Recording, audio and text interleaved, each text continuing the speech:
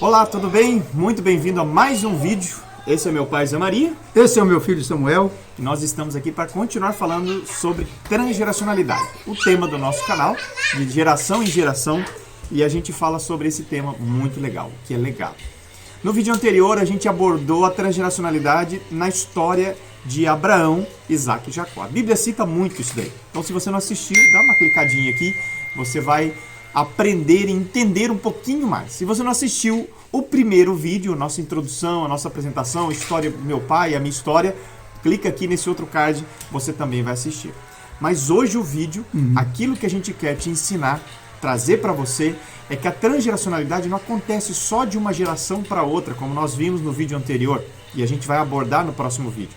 A transgeracionalidade também acontece temporal, ou seja, acontece algo em uma geração muitos e muitos anos, dezenas, centenas de anos depois, né, velho? Sim, pode repetir. Volta a acontecer a mesma coisa, do mesmo jeito. É um negócio incrível e é isso que a gente vai te ensinar agora. Então, fica aí até o final e se você gostar, já curte. Se você ainda não se inscreveu no canal, ó, tem um botãozinho assim, se inscreva. Isso ajuda muito essa mensagem a alcançar outras pessoas. Sim. Então, pai, a gente vai falar agora de voltando um pouquinho para a história de José, né? Se você não assistiu o nosso vídeo anterior, então assista, você vai entender. Mas José teve a oportunidade de remir algo que o bisavô, o vô e o pai e os irmãos fizeram, né? Estava na mão dele.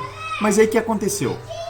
Então, essa coisa da transgeracionalidade traz paixão para a gente. Nós estamos falando de alguma coisa relevante demais para você entender o processo de você cancelar as coisas anteriormente por causa da obra de Cristo e você começar uma nova etapa na sua geração, para os seus filhos. Deus não está pensando só em você. Não. Deus está pensando no seu filho, nos seus netos, nos seus bisnetos e nas gerações posteriores.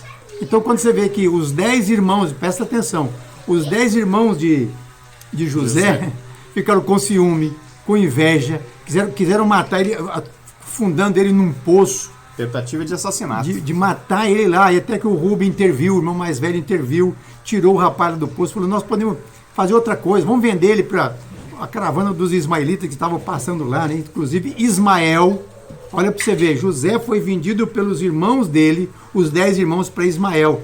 Quem que é Ismael? Ismael é o descendente de Abraão. É o tio-avô.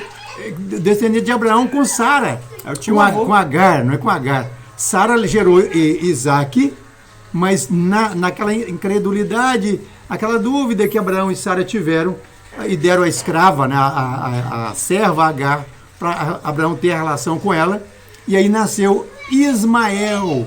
Os ismaelitas foram que compraram José.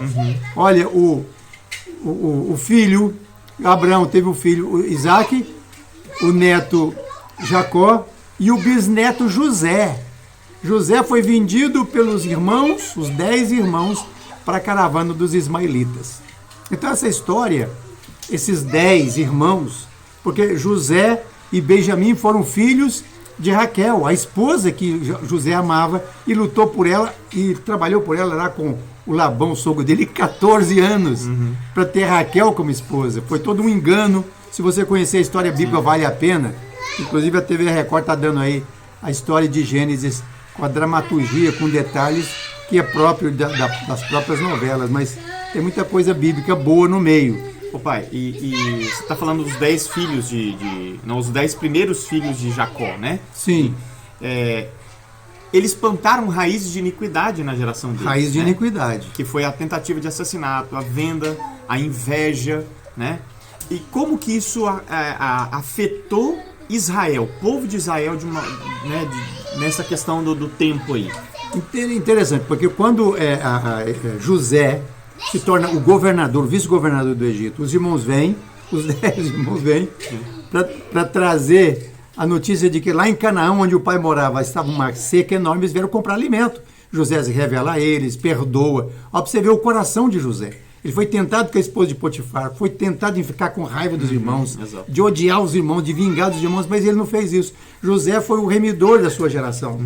Mas por causa do pecado dos irmãos, eles ficaram escravos por quase 400 anos no Egito. E Deus avisou Abraão. Deus já tinha avisado a Abraão que a geração dele ia ficar escravo por 400 anos. Foi muita maldade que fizeram com aquele moço. Mas José diz assim, ó, Deus me enviou na sua soberania adiante de vocês para que vocês não morressem de fome. Salvar, né? Para salvar a geração dele. Exato. Então José foi o tipo perfeito de Cristo no Antigo Testamento.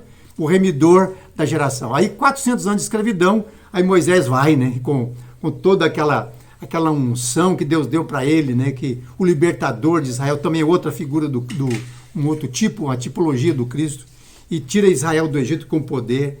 E dentro de pouco tempo, passaram ali pelo Monte Sinai, receberam a lei. E eles chegam em Canaã, durante pouco tempo eles estavam na porta de Canaã para entrar na Terra Prometida.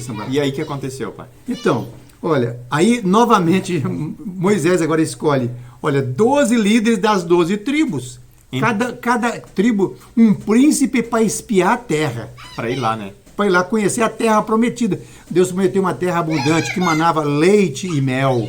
Uma terra de produtividade sem que eles tivessem necessidade de plantar vinhas. Então eles foram lá e trouxeram nos ombros. Diz que trouxeram nos ombros porque era tão pesado, né? Os frutos da terra. Mas quem que trouxe foi Josué e Caleb. Não, eles trouxeram também, muitos deles trouxeram. Mas quando chegou lá, para dar o relatório para Moisés, do 40 dias, passaram 40 dias espiando a terra, quando eles voltaram, olha para você ver agora a repetição, lá com José, os 10 irmãos, sim, venderam José com se ciúme. repete em número, né? Aí 10 irmãos, 10 quando espias. chega lá, os 10 espias, que eram 10 príncipes, voltaram com um relatório de incredulidade negativo, dizendo que eles não tinham condição de conquistar aquela terra, era terra cheia de gigantes, de buraco, a terra tragava os Deus habitantes. tinha levado eles até lá para por quê? Para matar eles. Matar eles. Então eles se revoltaram contra Moisés, contra Caleb e Josué, porque Caleb e Josué foram os dois que ficaram a favor da promessa que Deus tinha dado. E aí o que acontece? Vem os 10 espias negativos, repetindo a história lá de os 10 irmãos de José, que odiaram José, e José e Benjamim eram filhos de Raquel, 10 de um lado e 12 do outro. Jacó teve 12 filhos que se tornaram as 12 tribos de Israel. E aí o que acontece? Acontece que quando chega nesse momento de entrar na terra, veio a dúvida, e Deus, por causa disso, permitiu que eles peregrinassem durante 40 anos no deserto, para não entrar na terra. E aquela geração toda que não acreditou que Deus podia ser poderoso para poder fazê-los entrar em Canaã. Pai, e é interessante porque assim, ó, 2 tiveram essa questão de, não, Deus nos deu a terra, a gente vai, esses gigantes não são nada porque Deus é poderoso. Ah, é. E é Josué e Caleb. Josué e Caleb. E olha só, o que se passou na cabeça desses 10 e das tribos desses 10 quando Josué e Caleb chegaram com essa notícia? Ah, eles estão se achando porque eles são melhores. Não é o mesmo tipo de sentimento dos irmãos de José. Percebe? Aí, ó. Então, essa situação toda criou neles uma situação de dúvida. E aquela geração que não acreditou que Deus era poderoso para fazê-los entrar em Canaã, terra prometida, eles peregrinaram durante 40 anos, até que toda aquela geração perecesse. E Josué e Caleb, já com 80 anos, imagina você, entrar na terra com um povo, uma nova geração, para conquistar a terra agora. Prometida. Ok. Aí? Só que aí, entraram na terra prometida, vieram 400 anos dos juízes. Juízes, porque eles não tinham liderança. Josué morreu, né? Sim. Aí não continuou aquela liderança de Moisés, de Josué. Eles não tinham líderes. E Deus foi levantando juízes. Juízes, né? Veio Gideão, veio Esther, muito sofrimento, veio vários outros, né? Muito sofrimento, muita incredulidade também, porque eles morria aquele juiz, o povo outra vez voltava de novo, aquela dúvida, aquela incredulidade. Vinham os inimigos e atacavam. Foram 400 anos de prejuízo. E a incredulidade ficou de uma geração para outra. Exatamente. Né? Aquela mesma incredulidade dos 40... lá daqueles 40, não, das 10 tribos lá na entrada da Terra Prometida, permaneceu, durou durante esses 400 anos. Então, agora você percebe, aí Israel entra na terra com Josué, depois de os 400 anos de juízes, aí Deus, de novo, depois que Israel já estava estabelecido na terra, conquistando povoado, né? Israel cresceu muito na terra, aí veio o tempo que Deus queria estabelecer o reino de Israel. O reinado, né? O reinado. De reinado. Já estava na lei, todos os princípios e leis estabelecidas para os reis de Israel como eles deviam governar a nação. Sim. Já estava na... Aí veio Saul. Primeiro Saul foi escolhido porque o povo pediu um rei. Aí não, Deus queria realmente estabelecer o reino. Exato. E Deus já tinha o rei, mas o povo pediu o rei, e Deus falou, bom, tá bom, então escolhe. Escolheram então o... Aí veio Saul, depois veio Davi, depois veio Salomão, filho de Davi. E aí o que acontece na quarta geração? Ó, inclusive, nosso próximo vídeo a gente vai aprofundar o assunto desse quarteto aí, né? Começando em Saul, Davi, Salomão e Roboão. Mas o que acontece aí no reinado de Roboão? Aí, olha pra você ver a história, como a história se repete. É um negócio maravilhoso você entender isso. Porque você agora que está na quarta geração do seu pai, do seu avô e do seu bisavô, você é a quarta geração. Presta atenção. Se alguma coisa Deus não está mostrando para você, Sim. que você precisa ser aquele elemento que vai trazer uma nova esperança profética para a sua geração, para os seus filhos, netos e bisnetos. Uhum. Então presta atenção. Quando Roboão, o quarto na sequência de reis, Saul, depois vem Davi, Salomão, Roboão, aí vem o pecado de Israel novamente se divide. O reino é dividido, ficando o reino do norte com Jeroboão, que havia profecias com quantas tribos, pai? Com 10 tribos. 10 tribos do norte 10 tribos. E 2 tribos com Judá e Benjamim. Aí, lá no sul, com capital em Jerusalém. E lá no norte, as 10 tribos com capital em Samaria. Então, e houve sempre luta e guerra entre Israel, com Samaria lá, a capital, com Judá, que é a tribo de Judá. Por isso que os judeus e os israelitas são duas coisas diferentes. Os judeus porque foram descendentes de Judá, estabelecido com a capital em Jerusalém. Uhum. E depois as 10 tribos que vieram depois com o ataque da Síria. A Síria veio e atacou Israel e levou cativo as 10 tribos que eles nunca mais voltaram. Uhum. Mas Nabucodonosor, que futuramente, por causa do pecado do povo, atacou Jerusalém, aí o reino de Judá, foi levado cativo à Babilônia, mas 70 anos depois, a profecia de Jeremias se cumpre, eles voltaram e reconstruíram, então, Jerusalém, reconstruíram os muros, reconstruíram o templo, e a promessa de Deus a Davi continua na geração de Davi, por causa da fidelidade de Davi ao Deus de Israel. Então, pai, só para a gente finalizar e resumir, né? A Sim. gente tem 3 histórias completamente diferentes. Uma está ligado... em épocas diferentes. Em épocas bem distantes, ou seja, passam de 400 anos aí entre uma e outra. A gente fez um cálculo aqui por baixo, da primeira, lá de José, até a segunda história, que é o povo entrando na Terra Prometida. 400 anos. 30, mais ou menos. E dessa época até o reino de Jeroboão, pelo menos mais 560 anos aí, talvez um pouco mais. Sim. Né? Ou seja, é muito tempo. Sim. E você, às vezes, não percebe, mas tem coisas que na história da transgeracionalidade que você nem entende, nem sabe que aconteceu lá atrás e está se repetindo na sua família. Uhum. Né? Então, talvez a conclusão que a gente precisa ver assim, não é só olhar para o seu pai, para o seu avô, para o seu bisavô. A questão é, historicamente, né? Quando a gente fala, por exemplo, nosso sobrenome é Costa, né? Sim. Do seu lado, os Pereira Costa, do lado da minha mãe, os Castanho Manzini, né?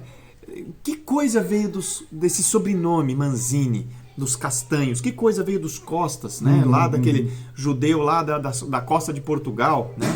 Pelo menos a maioria dos Costas vieram dessa região que era povoado de judeus, ou dos Pereira. Da onde veio isso? Sim. O que tem de legado transgeracional nesses Sim, nomes? sim. Coisa boa, mas também tem raízes de iniquidade que precisam ser quebradas. Foi quando eu fiz o meu genograma da minha família, e fiquei assustado e impressionado com a riqueza de detalhes que eu pude levantar, né, de história, e pude entender muitas coisas que estavam me perseguindo na minha geração, na minha pessoa, na minha família, os meus irmãos, com meu pai e minha mãe, perseguindo a gente com aquelas mesmas coisas que vêm lá de Portugal, Espanha, todas aquelas coisas que vieram lá das gerações anteriores, né? Da Primeira Guerra Mundial, Segunda Guerra Mundial. Então, todas aquelas consequências geracionais que foram afetando as nossas gerações, que veio todo aquele movimento do hipismo, drogas, sexo, e toda essa questão aí de imoralidade sexual de uma geração que passa para outra. Então você pode entender que tudo isso Deus está querendo trazer para você uma revelação de que o sacrifício que Jesus fez na cruz do Calvário para anular as maldições antepassadas. Ela é poderosa quando você entende a história do legado geracional que você está recebendo. É a identificação, né? Aquilo que a gente falou no segundo vídeo, né? No vídeo anterior. Você precisa identificar, porque aí você sabe qual que é o inimigo, o que está vindo. Quando você identifica e quebra aquela raiz de iniquidade na sua geração, você starta um legado benéfico para a sua posteridade. Então, tá na sua mão. Está na sua mão. Tá na sua mão. O resgate. Exato. A remissão. Jesus é o grande remidor da raça humana, mas você, como representante da sua linhagem genealógica, você agora tem a oportunidade, o privilégio de entender tudo isso e começar uma nova história. É possível isso. É possível. Não importa a sua idade, não importa o que você viveu do seu passado, como o meu passado foi um passado muito ruim, mas não importa isso. O importante é se você agora pensa em tudo isso e começa a orar por isso, a buscar mais sabedoria na Bíblia. Hoje você está com aqui o Google nas mãos, ó. Aí a história está toda aí. Você pode pesquisar a história das gerações, dos seus antepassados, tudo. Você pode fazer um genograma muito bem feito, né, da sua árvore genealógica e pensar o que Deus quer para você agora. Exatamente. Deus quer começar uma nova história com os seus descendentes. Está agora. na sua mão. Não está na mão dos seus pais, dos seus antepassados e nem na mão dos seus filhos. Sim. Está na sua mão. Compartilhe. Assuma a sua responsabilidade. Se inscreva. E Deus vai te abençoar. Vai sim, Deus vai te ajudar. Nós estamos muito empolgados com essa história, porque Deus está trazendo revelações novas, talvez coisas que você nunca ouviu falar, talvez da sua igreja. Não é por falta de vida, né? Não é por falta de, não é por maldade, nada. A Bíblia diz que o meu povo perece por falta de conhecimento. Então nós estamos querendo trazer coisas relevantes para você, dentro da nossa história, a história bíblica, a história da humanidade, para trazer para você algo novo, que não tem nada novo debaixo do sol, mas revelações novas Deus está trazendo para você. Que Deus tem revelado para nós e a gente quer compartilhar com vocês. É com simplicidade e humildade, mas é de todo o coração. Muito obrigado. Se gostou, fez sentido para você, dá um like aí. Ó, não se esquece de inscrever no canal. Inscrição, tá? Aqui tem inscrição, isso é muito importante para nós. Tá bom? Um beijo no coração, fica na paz e até o próximo vídeo.